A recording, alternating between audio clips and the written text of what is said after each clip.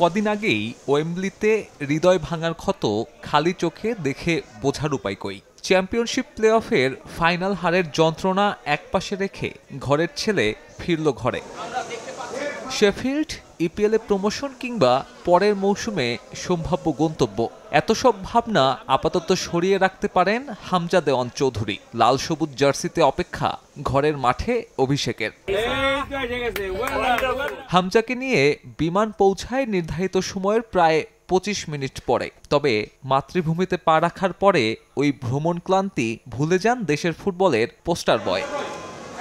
দীর্ঘ ভ্রমণ ক্লান্তির কারণে এদিন আর হামজাকে গণমাধ্যমের সামনে ঠেলে দেয়নি বাফুফে। কার্যনির্বাহী কমিটির ৩ সদস্য ছিলেন সশরীরে বিমানবন্দরে। ফুল দিয়ে তারাই বরণ করে নেন এই ফুটবলারকে। এছাড়াও সেখানে ছিল হামজার পরিবার।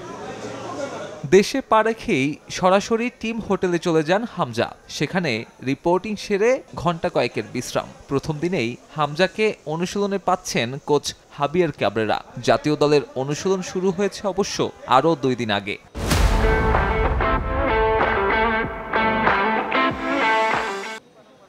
৪ তারিখে ভুটানের বিপক্ষে প্রস্তুতি ম্যাচে খেলা না খেলার সিদ্ধান্ত একান্তই হামজার। শুরুর একাদশে না থাকলেও হয়তো বদলি হিসেবে দেখা যাবে লেস্টার সিটির ফুটবলারকে। দলের সবচেয়ে বড় তারকাকে ইনজুরি মুক্ত রাখতেই এমন ভাবনা টিম ম্যানেজমেন্টের। তবে সিঙ্গাপুর ম্যাচে শুরু থেকেই দেখা যাবে হামজা চৌধুরীকে।